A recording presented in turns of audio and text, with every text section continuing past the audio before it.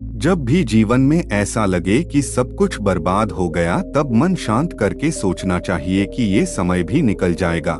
जब हालात बिगड़ते हैं तो निराशा बढ़ने लगती है, लेकिन बुरी परिस्थितियों में घबराना नहीं चाहिए और सोच सकारात्मक बनाए रखना चाहिए। सकारात्मकता से ही बड़ी बड़ी परेशानियां खत्म हो सकती हैं। इस संबंध में एक लोक कथा प्रचलित है। कथा के अनुसार पुराने समय में एक राजा साधु संतों का बहुत सम्मान करता था। एक दिन राजा के दरबार में विद्वान संत पहुँचे। राजा ने संत की खूब सेवा की।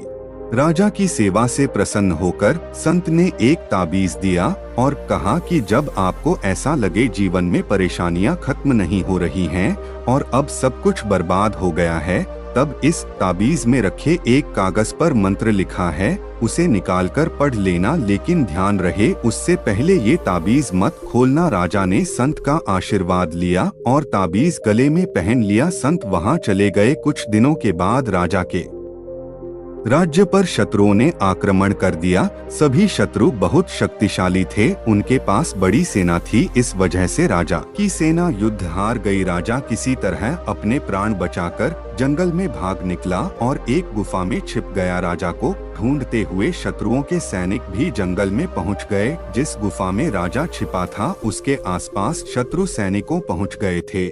राजा को सैनिकों के कदमों की आवाज सुनाई दे रही थी। राजा को लगा कि मैं फंस गया हूँ, मैं पकड़ा जाऊंगा, अब सब कुछ बर्बाद हो गया है।